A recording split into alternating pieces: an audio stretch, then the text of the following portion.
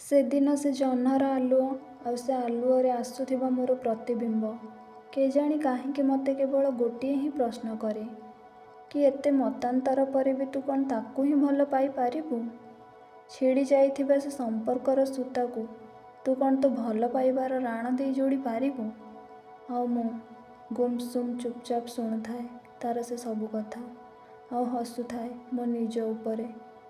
କି କାହିଁକି ସେ ମୋ ସହ ଏମିତି କଲା? ମୋ ଆଖିରେ ଲୁହ ଦେଇ ସେ ଆଉ କାହା ପ୍ରେମକୁ କେମିତି ଆପଣେଇ ନେଲା? ସତରେ କ'ଣ ସ୍ୱାର୍ଥ ଆଗରେ ପ୍ରେମ ହାରିଗଲା? ଆଖିର ସେ ଧାରଟି ଲୁହକୁ ପୋଛି ଦେଇ ମୁଁ ମୋ ପ୍ରତିବିମ୍ବକୁ କହିଲି, କି ମାନୁଛି ମୋତେ ନ ପାଛି ସେ ସ୍ୱାର୍ଥକୁ ବାଛିଲା, ହେଲେ ମୁଁ ସ୍ୱାର୍ଥପର ନୁହେଁ। ବୋଧେ କେବେ ନା କେବେ ସେ ତା ଭୁଲ ବୁଝିପାରିବ। ବୋଧେ କେବେ ନା କେବେ ସେ ସବୁକିଛି ଭୁଲି ମୋ ପାଖକୁ ଫେରି ଆସିବ। ଆଉ ଜାଣିଛ କେତେ ତାତ୍ସଲ୍ୟ କରି ହସୁଥିଲା ମୋ ପ୍ରତିବିମ୍ବ ମୋ ଉପରେ।